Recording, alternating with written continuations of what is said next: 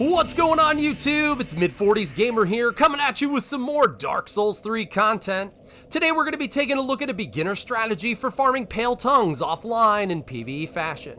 This item is offered to Rosaria, the Mother of Rebirth, in order to rank up in the Rosaria's Fingers Covenant, as well as giving us the opportunity for Rebirth, which allows us to reallocate stats or change our appearance.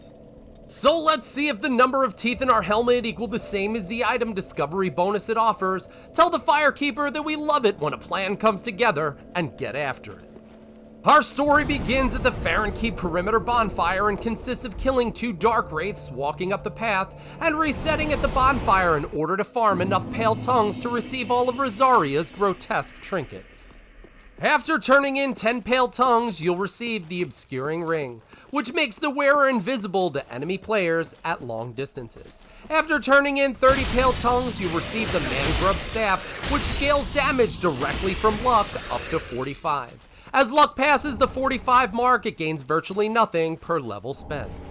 As far as our enemies go, Darkwraiths are resistant to dark damage, bleed damage, and frostbite damage, as well as being completely immune to poison and toxic damage. One of the unique weapons that the Darkwraiths are weak to is the Farron Greatsword, which is why we've decided to heft this unique weapon into battle in all its +5 glory, since it does make this farming strategy smoother than the cream cheese on our everything bagel. The Farron Greatsword can't be buffed or infused. However, it does provide a whopping 20% damage bonus to all abyssal enemies, to include Darkwraiths. This sword's moveset, when dual wielding, has attacks similar to the Abyss Watchers. It has a 3-attack cycle like all other dual weapons. It is also one of the only great swords in the game with a tier scaling based on dexterity. This sword can be obtained by turning in the soul of the Blood of the Wolf to Ludith in Firelink Shrine if you killed the Cursed Greatwood for the Transposing Kiln. Before we jump into the rest of our gear setup for pulling out all these tongues, if you're finding any of this information far more useful than knowing that nobody says the word Ewok at any point in Return of the Jedi, don't forget to like, subscribe, and hit that bell icon so you don't miss out on any new Mid-40s gamer content. And if you aren't too busy wondering why it's impossible to hum while holding your nose, leave us a comment in the comments section and let us know how we're doing. Now that our not-so-standard call to action is complete, our glorious farming setup consists of the covetous gold Serpent Ring, which adds +50 to item discovery and can be found at the end of the Siegward of Katarina quest within the cell you rescue him from.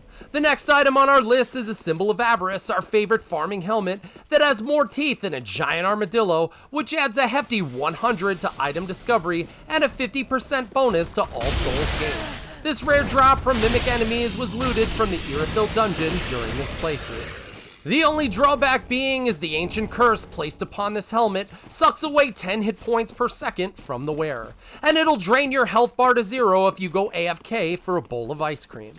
We're also using the Shield of Want, which adds 20% to souls gained, and the covetous Silver Serpent Ring, which adds 10% to souls gained.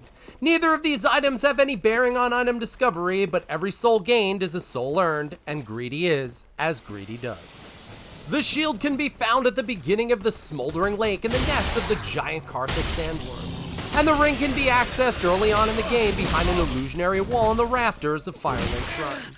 If you're unfamiliar with how to reach the rafters to grab the ring, we'll leave a link in the description just for you.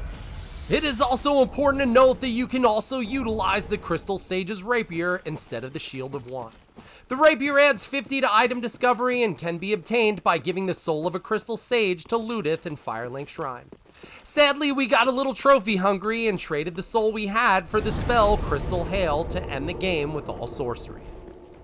As you can see from the game footage the Darkwraiths were mopping the floor with during these tedious back and forth farming runs, we'll also drop the complete set of Darkwraith armor, the Dark Sword, and cracked Red Eye Orbs, which are used to invade other players. Although the Darkwraith loot pool seems rather large, the drop rate for Pale Tongues is far less abysmal than the drop rate for the Proof of Concord Kept from the Silver Knights in Anor Londo. If you're unfamiliar with this item or how to farm it, we'll leave a link in the description so you can check it out. Well folks, it looks like we're coming to the end of another Dark Souls 3 video, as this Pale Tongue is our first catch of the day. We would like to take this time to thank you for watching, and we hope that this video has helped you make sense of all the farming madness that Dark Souls 3 has to offer. If you haven't done so already, don't forget to like, subscribe, and hit that bell icon so you don't miss out on any new mid-40s gamer content.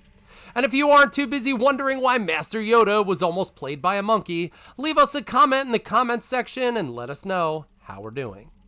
So until next time, just remember, keep your distance, but don't look like you're trying to keep your distance. Just fly casual. And as always, good hunting.